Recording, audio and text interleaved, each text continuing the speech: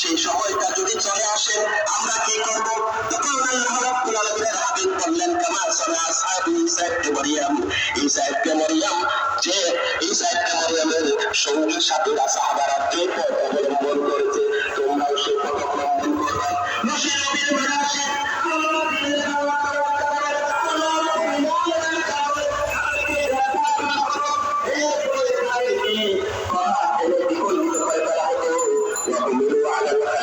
তাদেরকে পাশের কাজটা জোড়ানো হতো, ক্রুশবিদ্ধ করা হতো। সুতরাং এই ধরনের অবস্থা তোমাদের ভিতরে আসতে পারে। খবরদার খবরদার পালাতে পারে কিতাব থেকে আলাদা হবে না, ইসলামকে রাজনীতি থেকে আলাদা করতে পারবে না। শাসন ব্যবস্থা রাষ্ট্র ক্ষমতার সাথে ইসলামের কোন দূরত্ব সৃষ্টি করা যাবে না। যদি করা হয় যারা করবে তারা জাহান্নামে যাবে। তারা কোথায় যাবে?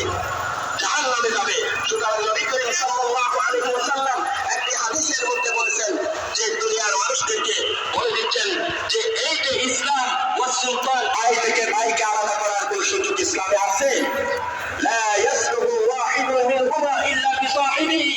এক বাঁচতে পারে না, রাষ্ট্রকে ছাড়া ইসলাম বাঁচতে পারে না।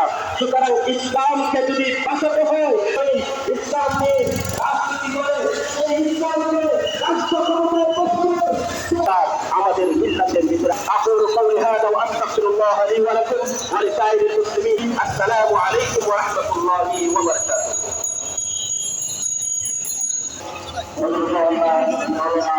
বন্ধ করে দেব।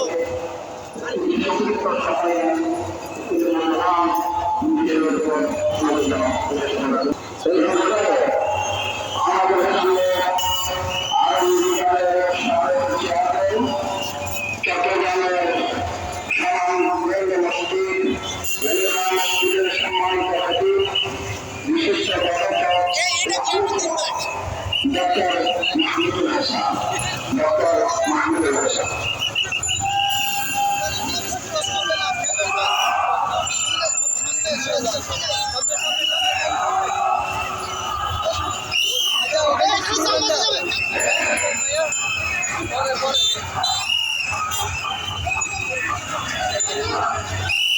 আসসালামু আলাইকুম ওয়া রাহমাতুল্লাহি ওয়া বারাকাতুহু।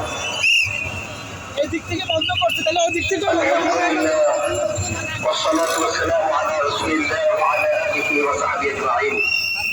اللهم صل على محمد وعلى آل محمد كما صليت على إبراهيم وعلى آل إبراهيم إنك حميد مجيد.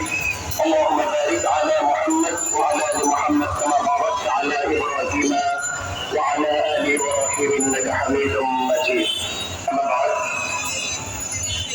ঐতিহাসিক তাজুলকে তফসির করে আমদাহের সাহেব মুসলিম পরীক্ষা অনেক বছর পরে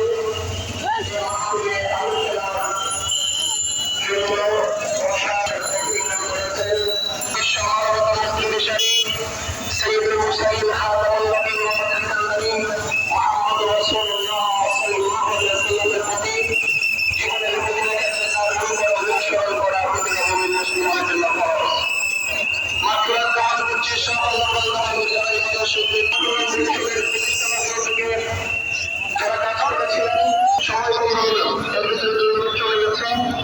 আর মাত্র তার ভিতরে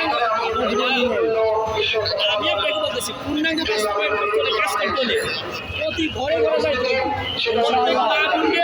বুঝাইতে পারি যে আপনি ওখানে ভোট দেন, বাংলাদেশ পরিবর্তন হবেই হবে ইনশাআল্লাহ। সেটা করতে হলে আপনাকে গ্রাম অঞ্চলে এমন জায়গা আছে দেখেন আমাদের থানা দায়িত্বশীলরাও এখন ভলান্টিয়ার দায়িত্ব পালন করতেছে। দেশ পরিবর্তন হবেই হবেই ইনশাআল্লাহ। প্রতি ঘরে ঘরে যাইতে হবে। জামার ভাই মানুষের যে ধর্মের হোক, জামার ভাই